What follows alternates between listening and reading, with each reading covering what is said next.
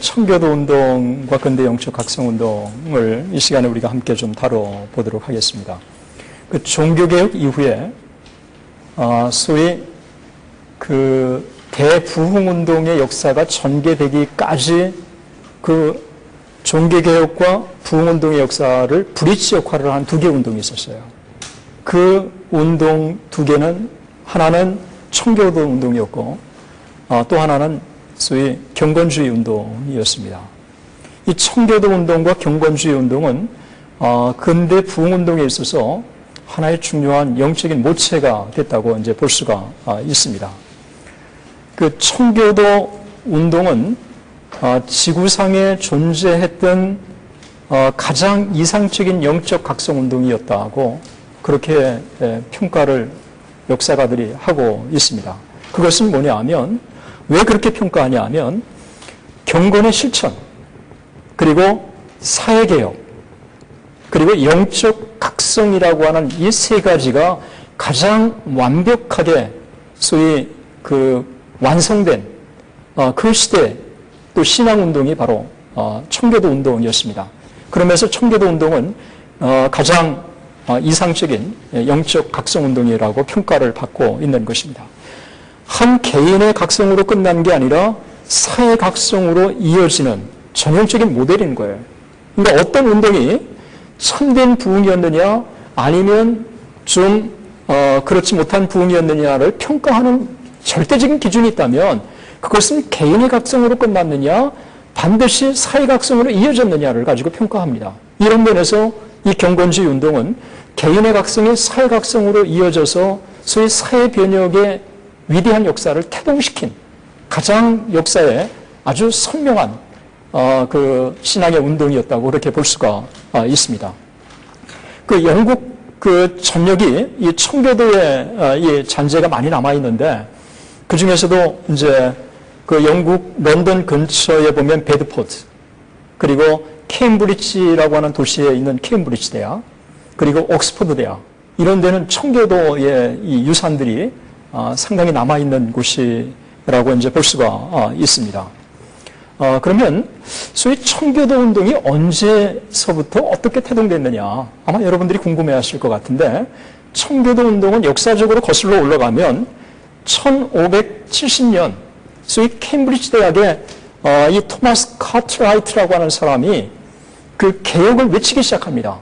그래서 개혁을 외치기 시작하면서 1643년 소위 웨스트민스터 이 회의가 열리기까지 이 기간을 소위 청교도 운동이라고 봅니다. 그러니까 1570년부터 1643년까지의 이 기간을 우리가 청교도 시대라고 그렇게 보고 있는 것입니다.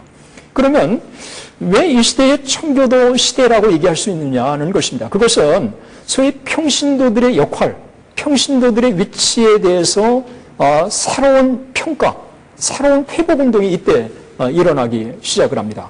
또 하나는 성경의 권위를 새롭게 존중하고 또 인정하는 게 이 개인이나 사회저변에 소위 확대돼 가기 시작을 합니다. 또 하나는 이 시대에 있어서 신앙생활과 윤리생활이라고 하는 이 삶의 변혁, 삶의 이 모토, 이런 것들이 자연스럽게 사회 전반으로 확대돼 가기 시작을 합니다. 그리고 메시지를 전하는 이 설교사들은, 이 교육자들은, 목회자들은 설교나 삶이나 신앙서적이나 다 일관되게 이런 것들을 통해서 하나의 고를 지향하는데 그 고를 지향하는 게 바로 제가 볼 때는 영적 각성이라고 평가할 수 있습니다. 그러면 청교도라고 얘기했을 때 영어로 퓨리타니즘이라고 얘기를 하는데 이 청교도라고 하는 말이 언제 어떻게 우리가 시작됐느냐라고 얘기했을 때 바로 카트라이트가 외쳤던 이 1570년부터 1643년까지 이 기간인데 이때 퓨리타니즘이라고 하는 이 청교도주의자들이 이 말 그대로 이 프리타니라고 하는 것들을 했어요. P-U-R-I-T-A-N-E.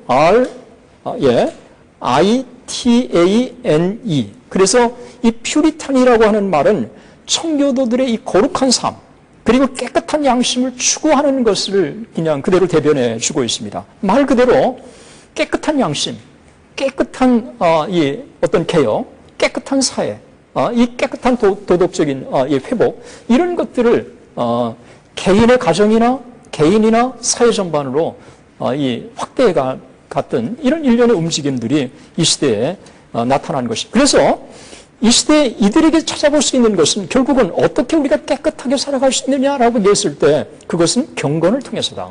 그래서 이 경건이라고 하는 것은 이들에게 있어서는 삶의 형태이고 방법이었어요. 그리고 신앙과 삶이 이 시대에는 괴리되지 않고 하나로 통합된 이미지를 갖고 있었던 것입니다. 그래서 신앙이 삶이었고 삶이 신앙이었다고 하는 것이 청교도들이 일반적으로 갖고 있었던 거예요. 그래서 이 시대에 이 청교도들은 신앙과 삶의 일치를 외쳤고 이런 방향에서 소위 청교도 공동체를 이끌어간 것입니다. 그래서 이 공동체라고 하는 말이 비로소 초대교회 이후에 청교도들에 와서 다시 복구됩니다. 청교도 공동체라고 하는 이 용어들이 자연스럽게 역사에 등장하는 거예요. 이 청교도 공동체라고 하는 것은 이들이 갖고 있었던 소위 사상을 그대로 대변해주고 있는 것입니다. 이 청교도들은 나단 해치나 이 마크 놀이나 이 소위 존 우드브리치 이 교수님이 같이 쓴 The Gospel in America라고 하는 이 책이 있는데 이 미국의 어떤 복음의 역사를 쭉 추적한 건데 그 중에 하나가 청교도들의 소위 윤리관, 청교도들의 사회관을 아주 잘 피력했어요. 그 나단 해치가 이 부분을 글을 쓰면서 청교도들이 갖고 있었던 하나의 모토가 특별한 모토가 있다는 거예요. 그것이 세 가지로 집약되는데 첫 번째로 그들이 갖고 있었던 것은 뭐냐 하면 이 청교도들은 청지기 정신을 갖고 있었다는 것입니다. 이 청지기 정신이라고 하는 것은 내가 갖고 있는 소위 재산이나 내 자녀들이 내 소유물이 아니라 하나님께서 이 땅에 내게 잠시 사용하고 키우도록 주신 선물이라는 거예요. 그러니까 소유권이 하나님이라고 하는 사실, 그리고 자기는 청지기로서 관리자라고 하는 인식을 이 청교도들이 갖고 있었던 거예요. 그래서 존 프레스톤이라고 하는 청교도가 있었는데 이 존 프레스톤은 이런 얘기를 했어요. 부가 모든 아름다운 선물처럼 위로부터 내려오는 하나님의 선물이다라고 얘기했어요. 그래서 우리가 부자가 됐다라고 했을 때 그 부자가 결국은 하나님께서 그 부유를 주신 것이지 특별하게 자기의 어떤 노력에 의해서 부가 생겨난 것이라고만 볼 수는 없다는 거예요. 때문에 부유한 사람들이 그 부를 자기를 위해서 쓰는 게 아니라 사회를 환원하고 가난한 사람들을 도와주고 이런 것들이 청교도 가운데 그냥 자연스럽게 생겨난 것입니다. 이 청교도들은 때문에 무슨 의식을 가졌느냐 하면 사회의 아픔이 나의 아픔이다. 그리고 가난한 사람의 이 가난이라고 하는 것들은 내가 책임져야 될 대상이다라고 하는 생각을 가진 거예요. 이 청교도들의 이와 같은 이 청지기 정신이 청교도의 아름다운 공동체를 만드는 데 있어서 중요한 하나의 원동력이 됐다고 볼 수 있는 것입니다.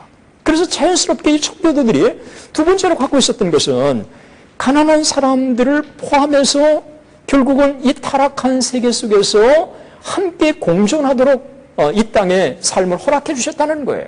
그래서 이 청교도들은 가난한 사람들, 부유한 사람들, 세상의 재산이라고 하는 것이 하나님과의 영적인 은혜에 있어서 바로미터는 아니다. 부유한 사람도 하나님 앞에 참 신실한 사람도 있지만 가난한 사람도 얼마든지 하나님 앞에 풍요로운 은혜를 누리는 사람들이 있다. 이 가난이라고 하는 것은 결코 정죄의 대상이 아니다 라고 하는 것입니다. 가난한 사람이나 부유한 사람이나 한 공동체를 이룰 수 있도록 만들어준 이들이 청교도들이었어요. 때문에 이 청교도 공동체 속에서는 부유한 사람과 가난한 사람이 서로 돕고 서로 존중해주는 이런 아름다운 공동체가 자연스럽게 청교도 공동체 가운데 존재하게 됐던 것입니다. 이 부유한 사람들은 가난한 사람들을 도와주고 또 사회구제라고 하는 것이 자연스러운 거예요. 이 가난한 사람들을 도와줘라. 그리고 없는 사람들을 통해서 나누어줘라 라고 해서 자꾸 외치는 게 아니라 정말 하나님이 내게 주신 이 부라고 하는 것은 나 자신을 위해서만 쓰라고 주신 게 아니라 바로 가난한 사람들, 어려운 사람들, 이 사회에 있어서 하나님의 거룩한 이 의를 구현하는 데 있어서 사용하도록 주셨다고 여겼기 때문에 자연스럽게 소위 구제나 이런 사회활동이 자연스러웠던 것입니다. 세 번째로는 이 시대에 있어서 소위 설교자들이, 교회 지도자들이 메시지나 소위 목회 철학을 구현해 가는 데 있어서 하나의 성경적인 규범을 사회 전반으로 확대시키는 데 있어서 최선의 노력을 다했다는 거예요. 리처드 백스터라고 하는 유명한 청교도가 있습니다. 이 리처드 백스터가 변호사들을 향해서 이렇게 얘기합니다. 당신이 자신의 직능을 발휘하여 궁극적 목적으로 삼을 것은 돈을 모으기 위한 것이 아니라 정의를 증진시키기 위한 것임을 명심하라. 많은 돈을 지불하는 부자들의 소송을 위해서는 땀을 흘리면서도 적은 돈을 지불하는 가난한 자의 소송을 적당히 처리하는 사람은 정의보다는 돈을 더 사랑하는 사람이다. 그리고 의사들을 향해서는 이렇게 얘기했습니다. 사람의 생명과 건강을 구하는 것이 우선이고 당신 자신의 이익이나 명예는 그 다음임을 명심하라. 사람들이 당신에게 어떠한 재물을 주지 못한다고 할지라도 사람의 건강이나 생명을 소홀하지 말아라. 상인들이 있습니다. 이 상인들을 향해서 리처드 백스터가 이렇게 얘기했습니다. 만약 당신이 그의 입장이라면 어떻게 거래할 것인가? 내 이익이 얼마일까에 대해 생각하기 전에 죄로 인해 내가 얼마나 잃게 될 것인가를 기억해야 한다. 그랬습니다. 그래서 정말 정직한 상거래가 필요하다는 거예요. 남길 것만큼 남기는 게 필요하다는 거예요. 그래서 정말 이 거래를 통해서 내가 얼마나 이윤을 얻을 수 있는 것이냐라고 하는 소위 돈 자체의 이익을 염두에 두는 것보다 정말 사는 사람이 정말 실망하지 않고 정직하게 거래했다고 느낄 만큼 그렇게 거래를 하는 이런 상도덕, 상거래가 정착되어야 된다는 거예요. 그래서 이 청교도들이 정말 아름다운 이상의 공동체를 이 땅에 구현하는 거예요. 그럼 이 청교도들의 이와 같은 아름다운 이상들이 그 확산되는 곳마다 교회가 성장하고 사회가 아름답게 형성되고 그리고 이 공동체가 정말 하나님의 영광을 드러내는 공동체가 역사 속에 구현되어 왔던 것을 우리가 잘 아는 것입니다. 그러면 이 청교도 공동체를 묶어주는 또 하나의 끈이 있다고 한다면 그것은 뭐겠느냐 하는 것입니다. 그것은 청교도 공동체를 묶어주는 하나의 끈은 회심이에요. 이 회심을 이들이 철저하게 강조한 것입니다. 그래서 이들이 생각하고 있는 또 이들이 외쳤던 이 회심이라고 하는 것은 날마다의 삶 속에서 죄악에 대한 회개 그리고 하나님의 약속을 통해서 주어지는 사죄에 대한 확고한 신앙 그리고 일체의 악과 제약에 대항하는 영적인 전투. 그래서 이것을 우리가 이렇게 집약할 수 있어요. 날마다의 삶 속에서 하나님의 은혜 속에 거하지 못했던 유약함을 놓고 하나님 앞에 솔직하게 회개하는 이 고백. 그리고 회개를 하게 된다면 하나님께서 용서해 주신다고 하는 이 사죄에 대한 확신. 그러면서도 우리가 영적으로 날마다 하나님 앞에 승리하기 위해서는 영적인 전투를 악과의 영적인 전투, 죄악과의 영적인 전투를 끊임없이 이루어져야 가야 된다고 하는 것입니다. 이것들을 청교도들이 늘 구현하고 또 강조한 거예요. 그래서 이 청교도들은 날마다 하나님 앞에 서 있다고 하는 소위 켈빈이 말한 코란데오의 의식을 가지고 이 땅의 삶을 살아간 것입니다. 우리에게 널리 회자되는 이야기, 알려진 얘기, 요람에서 무덤까지. 사실 요람에서 무덤까지라고 하는 말이 청교도들에게서 나온 것입니다. 사람이 태어난 다음 결국은 태어나고 나서 궁극적으로 우리가 하나님 앞에 갈 수밖에 없다는 무덤까지 갈 수밖에 없다고 하는 유한한 인간이라고 하는 사실을 깨닫고 하나님 앞에 부끄러움이 없이 살아야 된다고 하는 거예요. 그래서 그들의 말 속에서 요람에서 무덤까지라고 하는 말이 역사에 등장한 것입니다. 우리가 우리의 힘으로 어떻게 이렇게 살아갈 수 있겠습니까? 우리가 날마다의 기도를 통해서 성령의 도우심을 우리가 힘입을 때 가능한 거 아니겠어요? 청교도들은 이 사실을 너무도 잘 인식하고 있습니다. 그래서 청교도들은 기회가 있으면 하나님 앞에 기도했어요. 식사할 때도 기도하고 식사 이후에도 기도하고 저녁에 집으로 돌아갈 때도 기도했고 그리고 해가 질 때도 기도했고 그리고 불을 켤 때도 기도하고 그리고 잠자리에 들 때도 기도하고 날마다 하나님 앞에 영적인 참 이 깨어서 하나님과의 이 끈을 놓지 않았어요. 그래서 이들이 무슨 기도를 했냐? 오 나의 파수꾼이요 보호자 되신 주 예수 그리스도시여 나를 보살펴 주소서. 당신 안에서 나의 육신을 안식하게 해주시고 나의 혼이 깨어서 경성하게 하소서. 그래서 날마다 영적인 각성을 통해서 하나님 앞에 깨어 있어야 된다고 하는 이런 것들을 잘 대변해주고 있는 게 그게 존 번연의 철로 역정이라고 우리가 볼 수 있죠.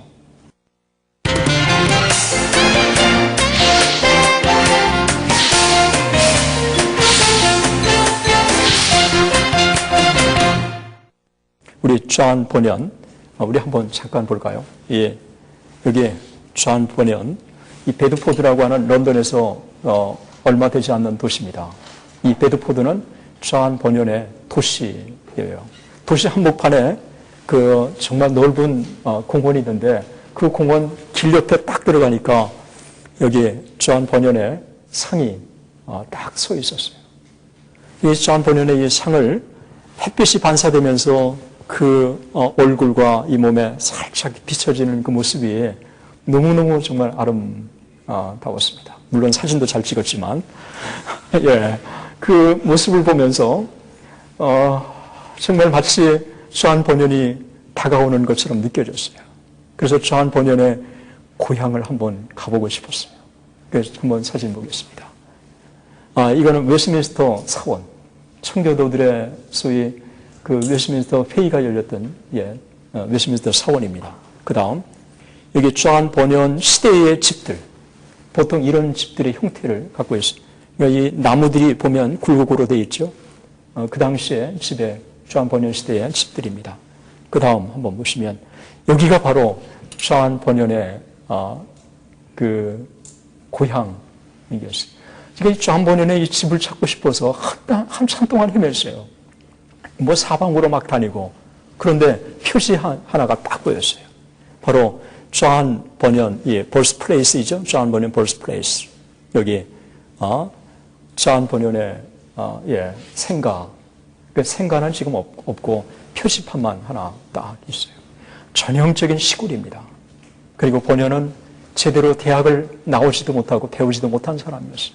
그러나 주님에 대한 사랑, 주님에 대한 열정. 그래서 기도했더니 하나님이 그에게 지혜를 주시고 문학적인 재능을 주시고 그리고 주님에 대한 영혼에 대한 사랑을 불타오르게 만드시고 그래서 이 버년이 쓴 책들 한번 보세요. 이 버년의 이 필그림스 프로그레스, 이게 철로 역정 아닙니까? 예.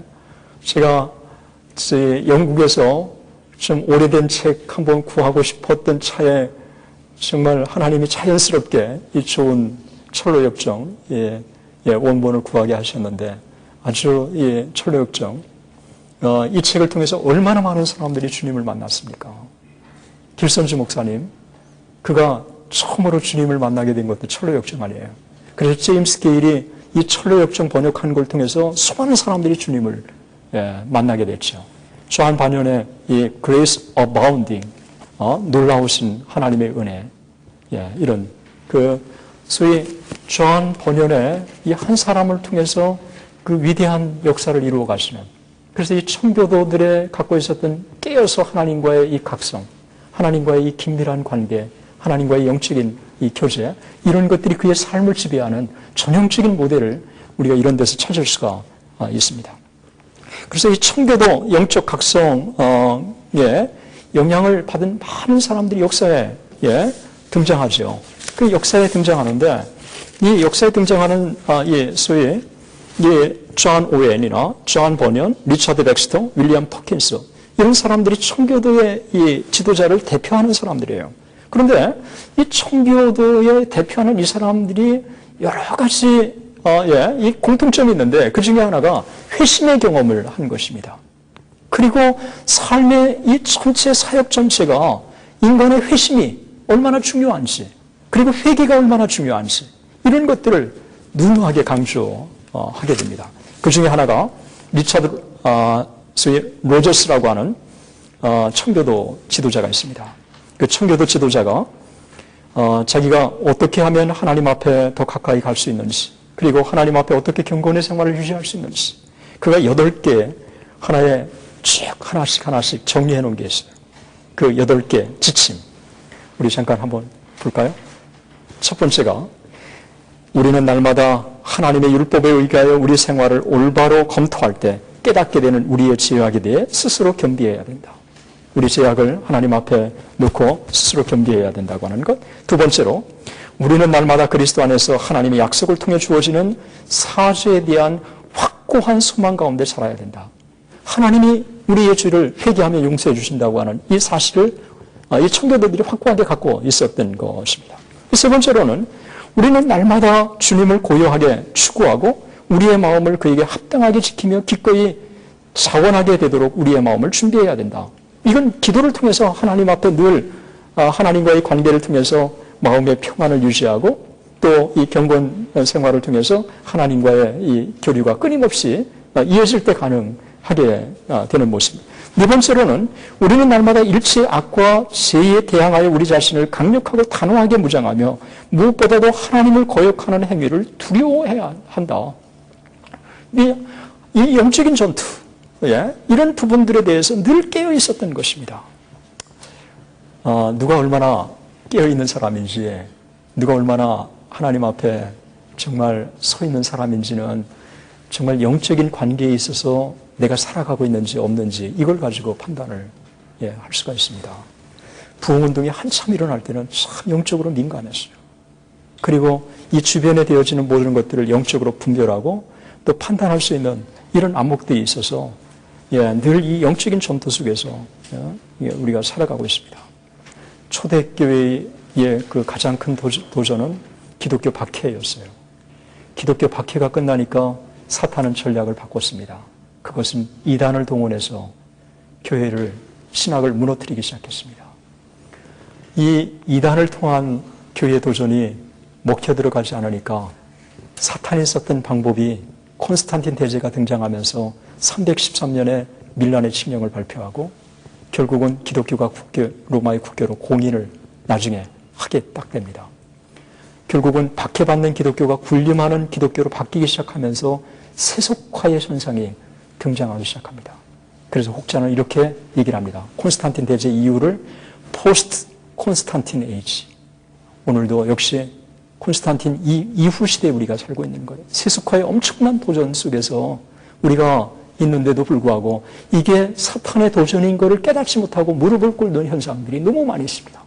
칼을 들고 너 죽여 예수 믿으면 라고 하면 박해로 느끼지만 친구처럼 다가와가지고 우리의 신앙을 야금야금 갉아먹고 결국은 세상에 물들게 만들고 성적인 타락에 빠지게 만들고 정말 신앙에서 떠나게 만드는 것들을 이게 사탄이 쓰는 전략이라고 하는 것을 깨닫는 사람들이 많지 않습니다. 제가 볼 때 오늘날 사탄은 이제 역사 속에 다양한 방법을 다양하게 다 동원해줘요. 어떤 국가에서 어떤 나라에서는 박해를 동원하고 어떤 나라에서는 세속화를 동원하고 어떤 나라에는 이단을 동원하고 또 한 나라 속에서는 이단도 동원하고 어떤 데는 박해도 동원하고 또 세속화도 동원하고 끊임없이 영적인 이 도전이 있어요. 그래서 이 척도도들은 이 세상을 영적인 전투 속에 있다고 하는 생각을 갖고 자의식을 가지고 살아갔습니다. 이런 부분에 있어서 청교도들이 우리들에게 보여주는 것입니다.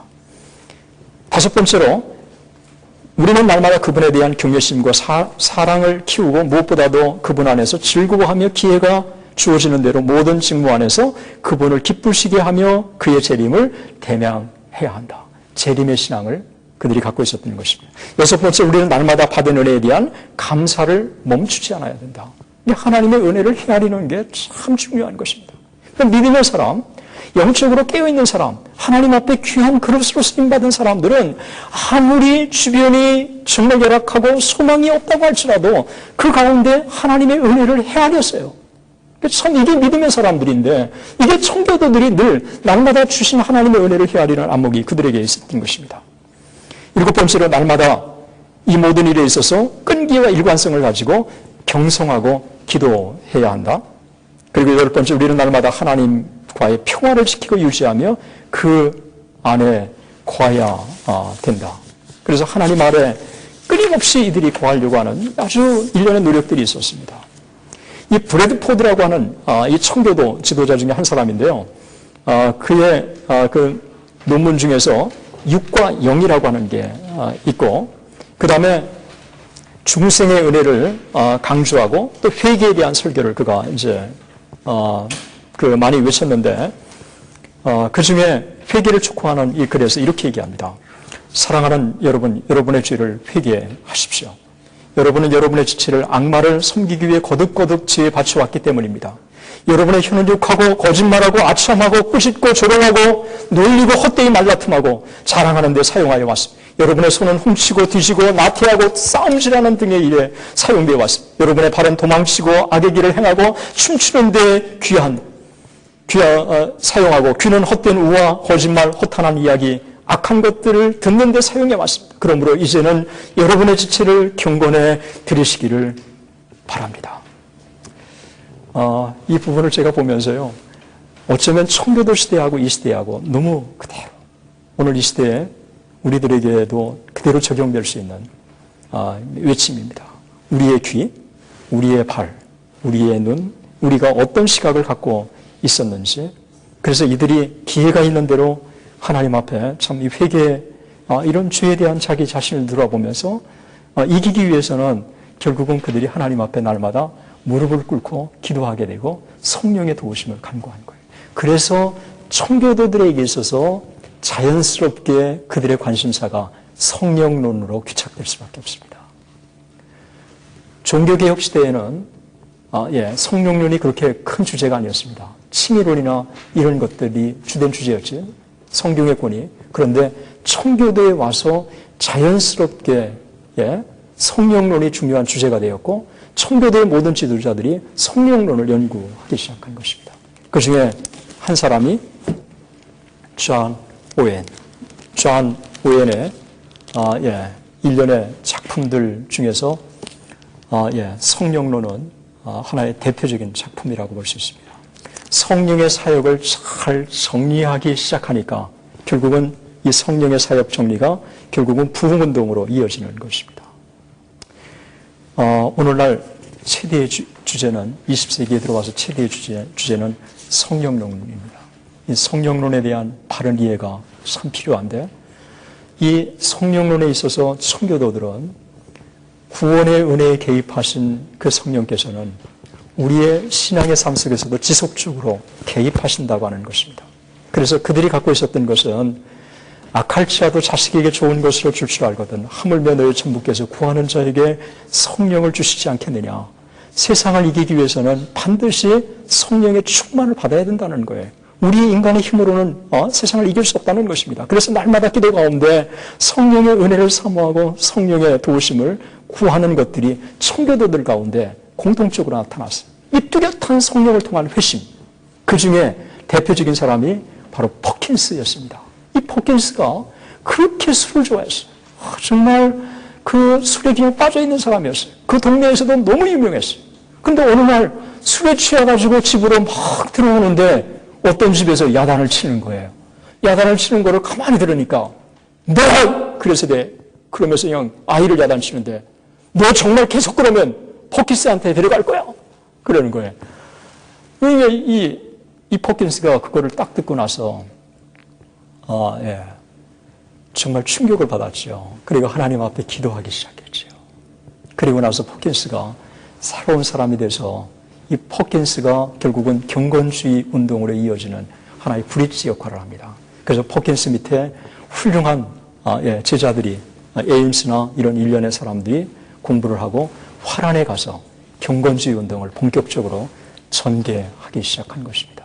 그래서 이 청교도 운동이 경건주의로 이어지게 되고 이것이 경건주의가 다시 그 부흥운동에 있어서 중요한 역사의 하나의 흐름을 형성하게 되는 것입니다. 청교도들이 가졌던 개인 영적인 각성운동은 사회 각성으로 이어지게 되고 이 청교도들은 트라이앵글, 이 세 가지가 늘 균형을 딱 이뤘습니다. 그래서 교리와 경건과 문화, 변혁, 이 세 가지는 떨어질 수 없는 하나의 불가분리의 관계가 있다는 것입니다.